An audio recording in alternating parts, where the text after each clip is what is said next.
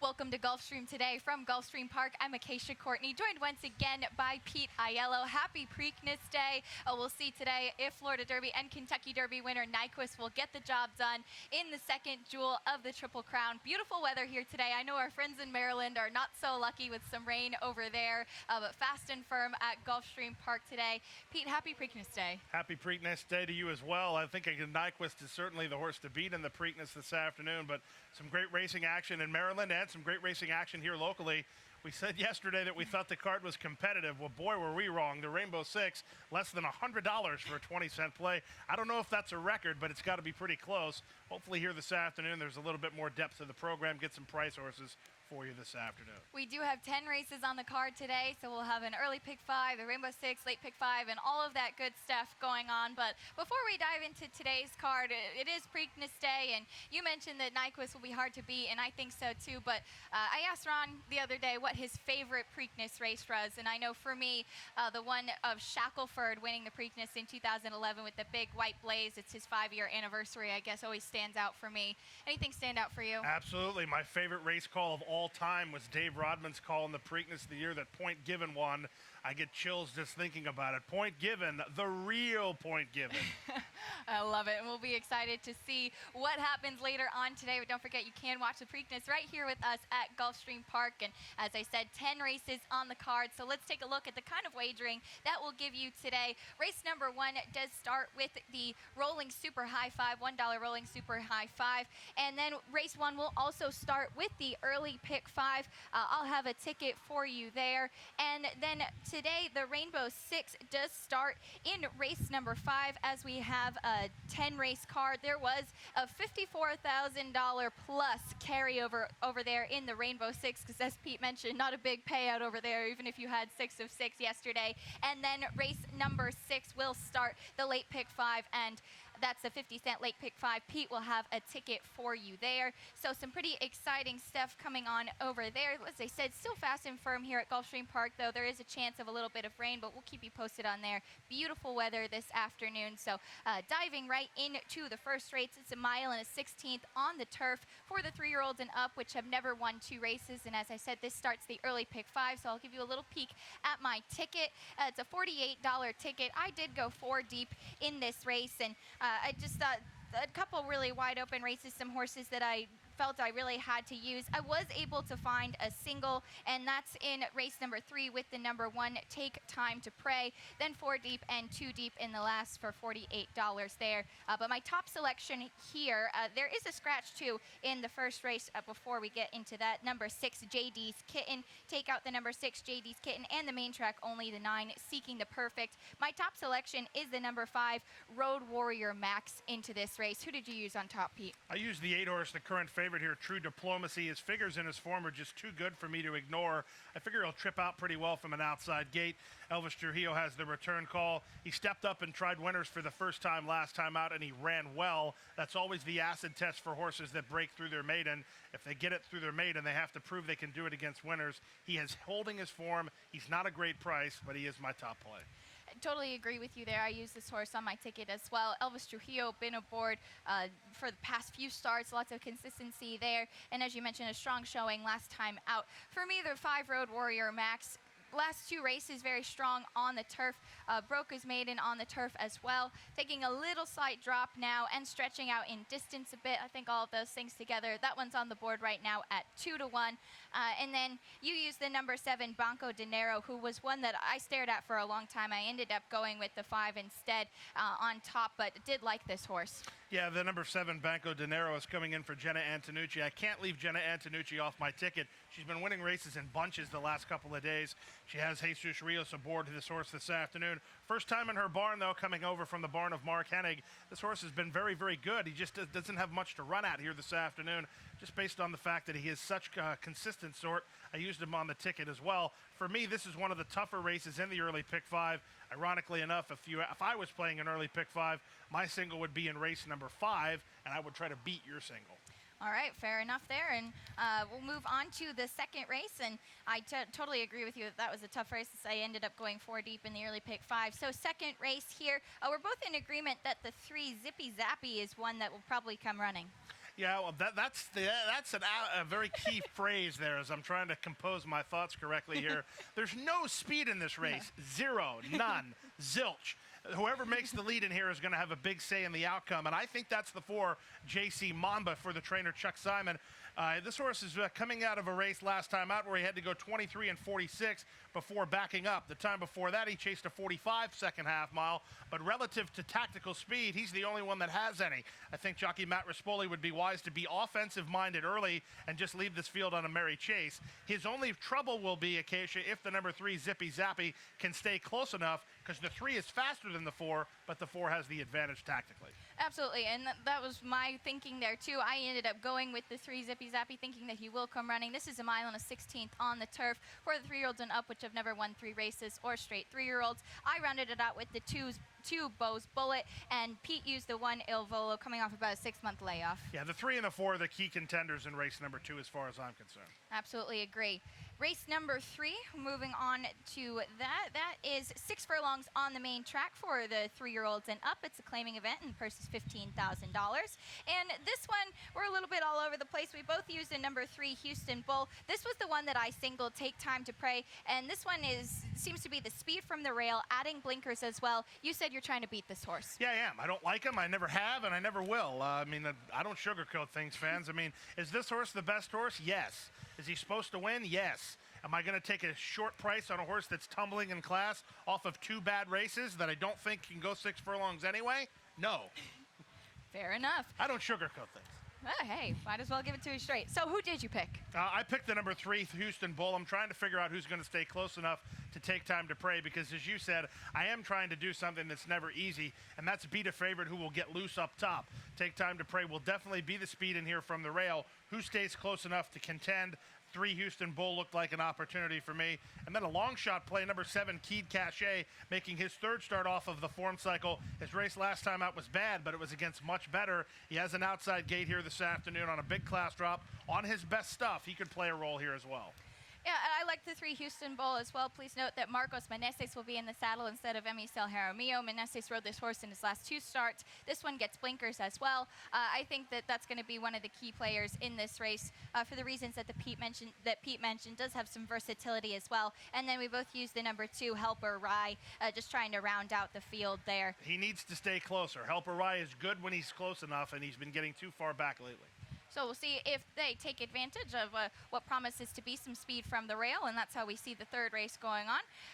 Race number 4 is 5 furlongs on the turf. It's a maiden event for $15,000 is the purse for the 3-year-olds and up. Look at this. Same 3. This. Now, I don't know. Has this happened yet before that I don't think all the three. same 3 horses in the same order? I guess that must be a sign. Well, let's take a start with the number 4 Canarsie Kid, because I want to show the video of this horse's last race. Ran really well last time out. The first race off of about a 10-month layoff. He's the number 5 there, coming around the turn. Again, a really big effort off the layoff, very stubborn. It looked at one point like he actually had it won, and a horse named El Señor de los Cielos just comes running and ends up running him down. You see him coming there on the outside. Canarsie Kid trying really gamely to hold on. Again, that was coming off the layoff. He has some tactical speed as well, and his races have been really spread out, but I think now that he's had this race under his belt, it might have been a learning experience as well. He's coming back in about 2 weeks, should be ready for a big one today. Yeah, I agree with all that, and I picked this horse on top, so let me go ahead and shoot the holes in the horse, and that is what you've already mentioned. There's a lot of gaps between the races of this horse's form line. His last race, he had apprentice jockey Alvaro Doniz. This race, he has jockey Eder Martinez. Nothing wrong with either of those 2, but it's interesting to me. The jocks agents at a racetrack play a major role. Why somebody doesn't come up if you're, one of the top riders here and say, hey, Carlo, I'd like to ride that horse that's sitting on a win. It's interesting to me. It just makes me think that the horse has got some things he needs to iron out. But like you said, for me, he had so many gaps in form. The fact that he's back in 2 weeks should be good news. I totally agree with you there. We both used the number 7, Shape of My Heart, whose last 3 races have been the 5 furlongs on the turf, a second and 2/3. This one ran second behind a horse Burning Wild last time out, who finally broke his maiden in start number 27, I think it was. It'd been quite a few times before this horse, and just seemed like that horse was due. Shape of My Heart ran second there. Yeah, and he gets a big rider switch here today from Jockey Martin Ramirez to Misael Jaramillo. Anytime you can pick up Jaramillo from somebody else, it's usually a big move up. Shape of My Heart, like you said, lost to a professional maiden last time out, so that's why he's not on top of my ticket here, but Jaramillo's going to get something better out of him, and frankly, he's on par with the 4-horse in terms of how fast they are. And then we rounded out our top 3 with the number 3, Waddy, who bobbled at the start last time, got some gained and did a little bit of running towards the end outside last time out. Might be able to do a similar trip today. Yeah, and I think the 4 and 7 might have a crash course for disaster in the sense that they both want to be on or near the lead. If they do too much too soon, Waddy's the best horse to come get him. That's how we see race number 4. Moving on, and we'll take a quick break actually before we move on to race number 5, because race number 5 means that it's time for the Rainbow Six. We'll see you back in just a moment.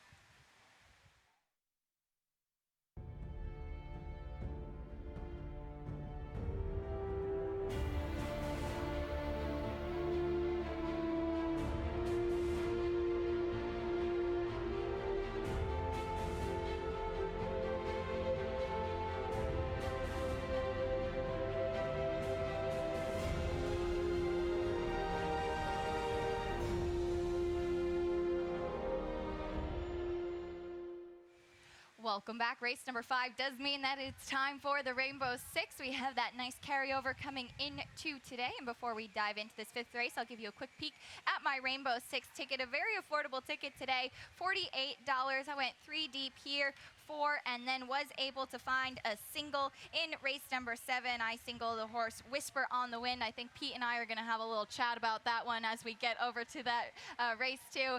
2 and then 5 deep in the second to last leg, 2 deep in the final to make it $48. But race number 5 is 1 mile. It's a maiden event for $14,000 is the purse for the 3-year-olds and up.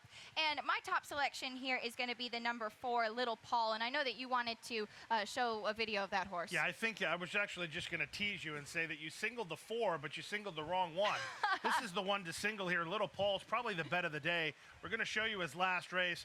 He's coming from far back in that race, and in fact, BF Forever, who is in this race again this afternoon, is in that race. BF Forever is actually making a move to try to take over the lead down inside. That's him in the Jacks Are Better colors. Now look at Little Paul, red cap far outside. He's just galloping around there. This was his first start for the new Shedrow. Now this horse gets carried out big time by the 9-horse in there. The eventual winner, Dane's Pulpit, is going to come over the top. But Little Paul was wound up and then he took over the lead. But Dane's Pulpit just continues to close and close and close and ran him down. Was it a great race by either one of them? No, not exactly. But if the key contender in this race is BF Forever, we beat the doors off BF Forever. He's not even in the screen anymore. That was the number 4 that particular afternoon. He has nothing to beat that he hasn't beat already.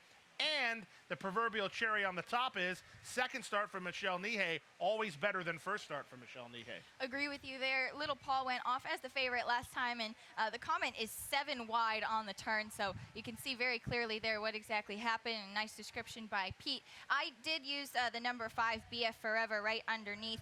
This one, a full sibling to Fellowship, also trained by Mark Casse Fellowship, running in the Preakness today. So I see that you have a little bit of that breeding there. That could be a reason why this horse might be getting some more attention. I wasn't impressed with this horse's last run. Isn't it great how breeding works? You have a horse that's running in the Preakness this afternoon, and his full brother's in for maiden 10 and is 0 for 20. Right. I love horse racing. 0 for 20 maiden. Sometimes it really just is the luck of the draw. It really is, and I think that this one's a good example for that. Second start in the barn of Mark Casse. Edgar Zayas is going to be aboard. I used him on my ticket, but rounded it out with the 7 Feronius, who used as well. Yeah, I used Feronius as the best of the rest, and then Huddy Up I only used underneath because stablemate Mimimly ran well. A lot of times when the barn gets good, they stay good. So Bazo had one that ran well yesterday. I'll try to see if he can get this one to run well today as well. And it looks like the number 8 Huddy Up might be one to show a little bit more speed from the outside. So we'll see how that plays out in race number 5. Little Paul or bust for me. Little Paul or bust. All right.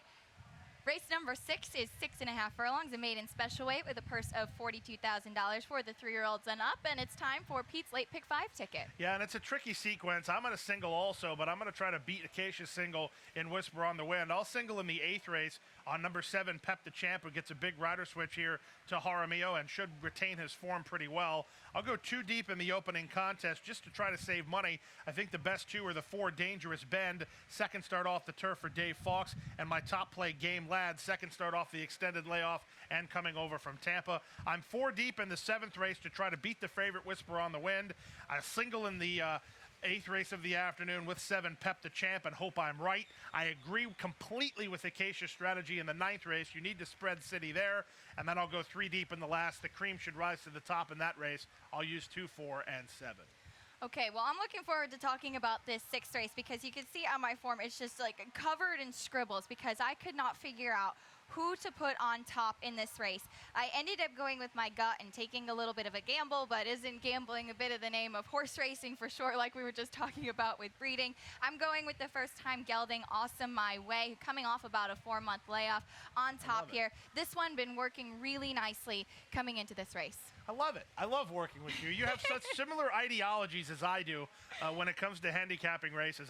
Let me just go through your head. We're going to get in the mind of Acacia Courtney right now, and I'm going to do it without even actually talking to her about it. You looked at this race. You saw 7 horses in the race. You figured that all 7 are within a couple lengths of each other, so go with the biggest price of the contenders. Am I right? Basically. See, there you go. That's exactly the way I would go about it, too. Might as well. And, you know, I can't turn a first-time gelding angle down. The ultimate equipment change. Equipment change. This horse had some trouble at the debut. You can see he's on my ticket as well. He was off slow. A lot of times a first-time starter, that can blow their mind. Certainly he needed the equipment change after that as well. He chased fast fraction, so I'm not arguing. In fact, I actually would use that horse if you wanted to add money in my pick 5. 4, 6, 7 would have been the way I would have gone in there. I went with the 7 horse on top, though, Game Lad from the barn of Kathleen O'Connell. Go-to rider Eddie Nunez has the call here. Had to need that last race at Tampa. Lost to 2 nice winners in Splash Rules and Ditka, and did so while chasing a pretty quick early pace. Just has to run back to his last couple races. His races last year across town, plenty good enough to win today. I agree. I think that was a really beneficial race last time out, and a stat on Kathleen O'Connell in the past 5 years with the second race off the layoff in the sprints, like this 6.5 furlong here. She's 29 for 156, 19% win, but 43% in the money with a positive ROI of $2.12. So some pretty good numbers there. I used this horse as well. Again, beneficial race there. Debuted in the slop, went over to Gulfstream Park West in October, came back, ran at Tampa last time out, and ready to face this company here. You used the 4 Dangerous Bend, who I begrudgingly left off of my top 3, but that's where I just went with my gut and used the 6 on top and rounded out with the 5 Wild Good for Victor Barbosa Jr. and Emicel Jaramillo. I just have to comment on that stat. I mean, anytime you have a 160-something sample size and you have a positive ROI, please pay attention to that because the law of averages is going to kick in at some point. So to still have a positive ROI with that statistic, that makes me feel much better about my top play. Okay, race number 7 is 1 mile on the turf. It's an allowance. The purse is $34,000 for the 3-year-olds and up, which is started for a claiming price of $15,000 or less, and which have never won a race other than maiden or claiming. We both used the number 4, Whisper on the Wind. This was my single. Pete, you used this horse in second. This one looking for the 5th win in a row. Yeah, I mean, I'm stubborn, but I'm not stupid. At least, maybe to some people I'm stubborn and stupid. But I'm going to use the 1 Fair Prospect on top here. Continues to keep good form from Michelle Nihei. I'm looking at the form cycle here where it appears we're still up. I don't think we're a race over the top yet. Fair Prospect's last 2 races were very, very good. Of course, he broke his maiden during the championship meet for $50,000. Nothing wrong with that. I'm trying to beat Whisper on the Wind. He's got some perfect trips in his most recent couple races. We're getting ready to show you one of those momentarily. So he has to get another perfect trip, and at some point, he's just not going to get that lucky. Yeah, we're going to go back and show you one of those perfect trips from Whisper on the Wind. As Pete mentioned, I think that it's that scenario there. You see it's number 6 right here. Coming up, finished up really well, ended up winning this race by a length and 3/4. Look at that. He cuts the corner. He doesn't take up. And now there's really not room there yet. And Gonzalez is going to go anyway. That's just the measure of Gonzalez's resolve. Slips right through on the rail. Didn't have to work through traffic at all. And then his late kick, yeah, sure, he can really kick home. and that was just another perfect trip from Whisper on the Wind. He loses Gonzalez here today. No Corey Lannery, no Jonathan Gonzalez. He gets Eddie Castro, who swept the late double today, but still, it's a different scenario than it was last time. It is, and I agree that I think it'll really depend on the trip that he gets. He finished ahead of last time a horse named Coping Away, who came back to win the English Channel Stakes here at Gulfstream, so a little bit of a key race there as well. But this was my single. I agree he might be vulnerable. We both used the number 3 Moonlit Bandit, one that has some really fast works coming in. Finished 4th last time out, beaten about 3 lengths, but a nice victory 2 back. That was the first off the claim last time as well. Yeah, I used this horse 3rd. I was talking earlier about the 1 Fair Prospect and hoping that he wasn't a race off over the top. I think the 3 might be a race over the top, but I used him anyway. Okay, and then I rounded it out with the number 6 for All the Marbles, who looks like he has a fair bit of speed and might be the speed of this race, with the exception of the 1 Fair Prospect, who looks to have some speed from the rail. So we'll see how race number 7 plays out. The 8th race of the day is a mile and a 16th on the turf. It's a clean. Oh, look at this. This is great stuff. My single in the pick 5, you don't have anywhere on your ticket. I saw that and I said, okay, we're going to have to talk about this one. Well, anyway, this one, the purse is $18,000 for the 3-year-olds and up. Scratch the number 3, Zangato. And you go ahead and start with Pep the Champ, because I have a big question mark on my form next to this one. And this was another race that I just stared at for a while and said, do I use him or do I go with my gut again? Okay, well, hopefully my gut is, it's definitely bigger. My gut is bigger.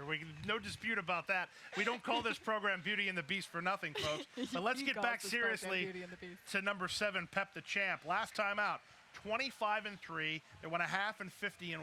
This horse is dead last. You're not going to close when they're going that slow. Oklahoma Den took him gate to wire to win that afternoon. His race 2 back is plenty good enough. They went 23-46, and then his race 3 back, plenty good enough, 23-47. They're not going to go as slow as they did last time out. You lose Prado in favor of Jaramillo. That'll move him up, and his form just completely, to me, looks like it's staying the same. He's in the same form cycle as he was 3 or 4 races back. I draw a line through that last race. Tactically, he had no chance. I totally agree with you there. Absolutely no chance at all. Ended up finishing last. His last win came back in December. That was when he was claimed before moving over into the barn of Dave Brady. And like I said, I stared at this one for a while. He gets Emisel Jaramillo aboard 5-2 on the morning line. Certainly an interesting one if you're playing multi-race wagering. Definitely one that you might want to include.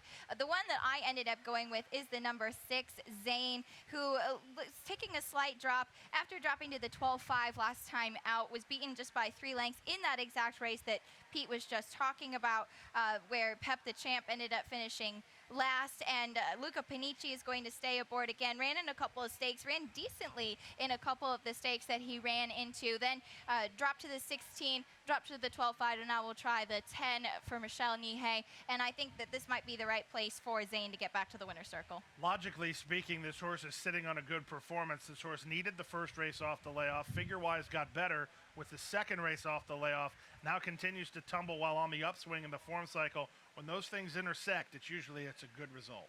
So hopefully that's a good sign for my top selection, the number 6, Zane, who Pete used as well. I also used the 5, Thinkin' Quality, who came off a nice victory last time out. Had to go wide. I couldn't put him on top out of that victory, but I thought that he'd be a nice horse to run in the money, and then rounded it out with the number 1, Ven Holiday. Quick note about Thinkin' Quality. The horse he beat last time inside the pipe is in one of the early races today at Monmouth Park. This race will run obviously after that, so watch inside the pipe. If he runs well, move up Thinkin' Quality. Very fair point. Keep an eye on that board to see how he's getting attention and to see how that race will flatter him. The 9th race today is 7 furlongs. It's an optional claiming for state-bred 3-year-olds and up, which have never won a race other than maiden claiming or starter, or which have never won 2 races, or a claiming price of $12,500. And we both have the same top selection. Number 2 looks good, who looks pretty good. Yeah, second start off of a pretty extended vacation. He had to need that last race. He went off 3-2. Just looked like a horse that needed a race. I mean, the running line tells the story, but on the racetrack, he also just looked dead short. So now he'll be second start off the layoff. It's So funny though, because we both had the same strategy in the Rainbow Six. We wanted to use a lot of horses in here, and then we end up on the same top horse. Yeah, that is funny that we ended up doing that. And as you said, we used a bunch of horses. Now, this is a really interesting race because there's a lot of speed in this race. And it looks like you're trying to find a closer. The one that I landed on that I think might be the one to act as a closer is the number 6, Holy Highway, who will probably benefit from the abundance of speed in this race. Showed some nice closing ability last time out to finish a solid 3rd. Agree completely. He's on my pick 5 ticket for that very reason.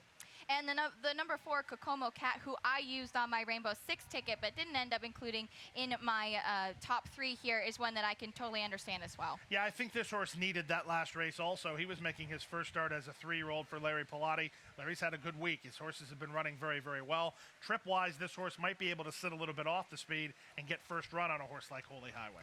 I also used the number 7, Coal Miner, and a quick stat on trainer Antonio Sano. This horse is first off the claim and was a winner last time out, so this stat also applies to Sano's other entrant, the number 1, Dancin' in the Heat. 6 for 15, 40% win, 60% in the money with a $3.92 ROI, so big ROI there. Emmy Romeo is going to be aboard Coal Miner. As I said, stat also applies to the number 1, Dancin' in the Heat, so who I also used on my Rainbow Six ticket, but I felt that Coal Miner was the one who might be able to sit just a little bit behind the hot pace, doesn't need to have the lead. That's true. No argument. All right.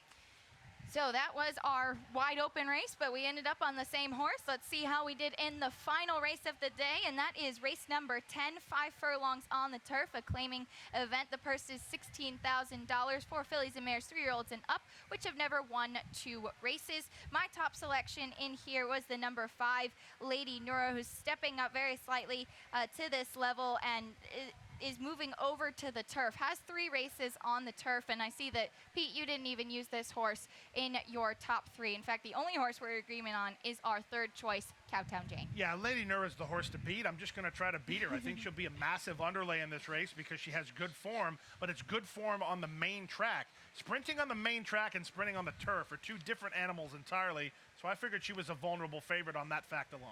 Absolutely, and can totally understand that.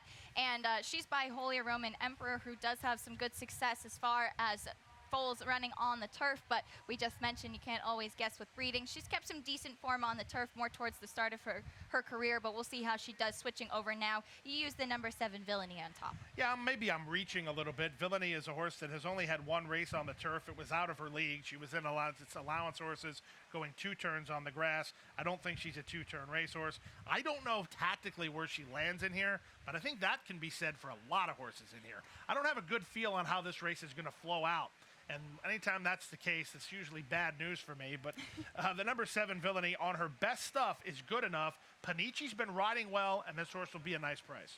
Agree with you there. This was a hard one to figure out, to map out how the race might go running. I landed on the number 8, Blazing Diamond, who was pulled up and walked off last time out, has had a little bit of a freshening. Her last race was on March 18th, but going back to some of her other turf sprinting races, I think that something might have been a little bit off there. She ran pretty poorly prior to that, but I just thought that she might be one who, with this kind of funky pace scenario in here, trying to figure it out, she's the one that I figured might be able to set a pretty good trip. And then I used the number 4, Cowtown Jane, who's going to reunite with Emmy Romeo. Rode her last time. This one seems to be the speed in here, or the primary speed anyway, and might be able to sit a good trip.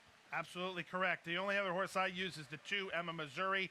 Why, you ask? Because her last 4 races are awful.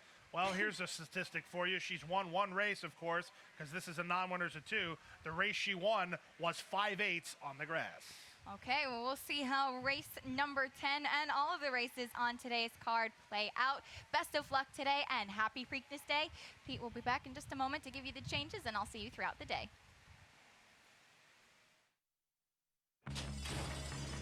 What do I love about horse racing?